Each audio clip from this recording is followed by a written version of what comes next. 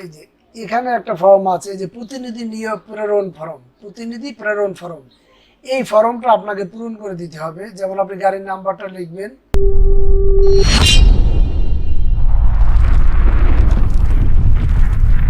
Hello viewers, welcome to Brta It Solution। আজকে আমরা জানবো অ্যাম্বুলেন্সের রোড পারমিট লাগবে কিনা। যদি আপনার লাশবাহী ফ্রিজার ভ্যান হয় তাহলে অবশ্যই রোড পারমিট লাগবে। এটা হচ্ছে রেফ্রিজারেটর ভ্যান। এটা যদি আপনি কিনে থাকেন তাহলে অবশ্যই আপনাকে রোড পারমিট করতে হবে। আর যদি আপনার অনলি পেশেন্ট আনা অ্যাম্বুলেন্স হয়, যে আপনি রোগী বহন করছেন, তাহলে এটাতে রোড পারমিট লাগবে না। তাহলে গাইস, এই অ্যাম্বুলেন্সের জন্য রোড পারমিট যে আপনি করবেন, এই রোড পারমিটের জন্য আপনার কি কি পেপারস লাগবে যদি আমি আপনাদেরকে একটু দেখাই। আপনারা গুগল ক্রোমে যাবেন, তারপর লাগবেন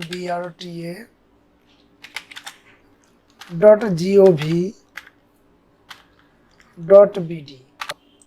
এটাতে যাওয়ার পরে আপনার ফর্মে চলে যাবেন, তারপরে দেখবেন রোড পারমিটের একটা আবেদন ফর্ম আছে। এই যে রোড পারমিট, দেখেন এই যে রোড পারমিট, এখানে আপনাকে আবেদন করতে হবে। এই যে রোড পারমিটের আবেদন ফর্ম, এই যে কন্ট্রাক্টকারীস পারমিট মঞ্জুর, এটা আপনাকে পূরণ করে দিতে হবে। তারপরে আরেকটা ফর্ম আছে, যেটা এই যে ড্রাইভারের নিয়োগপত্র। এই যে নিয়োগপত্র, ড্রাইভারের নিয়োগপত্র, এটা আপনি পূরণ করতে পারবেন। এটা পূরণ করে দিবেন। তারপরে আপনার রোড পারমিট যদি আগের থেকে থাকে সেটার ফটোকপি দিবেন এবং অরিজিনাল কপি জমা দিবেন।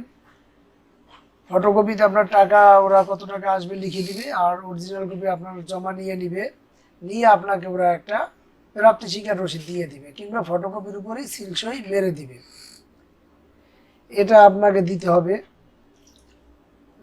আর যদি আপনি নিজে না যান তাহলে একটা আপডেট জেনে রাখেন, সেটা যদি আমি আপনাদেরকে একটু দেখাই, সেটা আপনাদেরকে যদি আমি একটু দেখাই তাহলে আমি একটু আপনাদেরকে দেখানোর চেষ্টা করছি।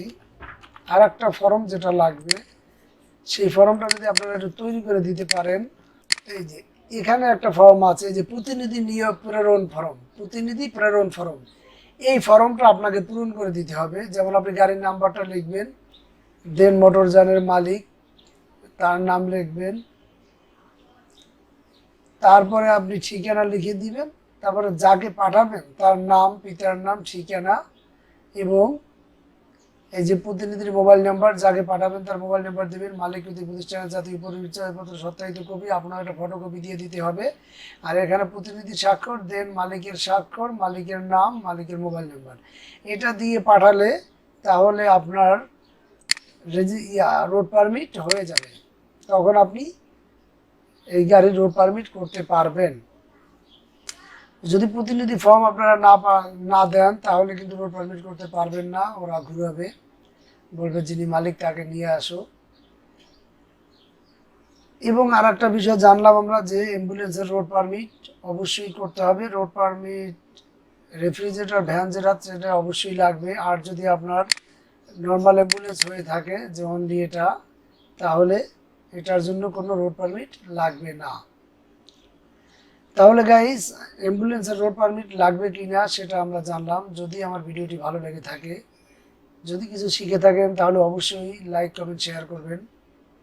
প্লিজ সাবস্ক্রাইব করতে ভুলবেন না।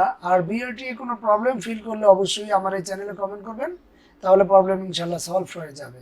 Thank you very much.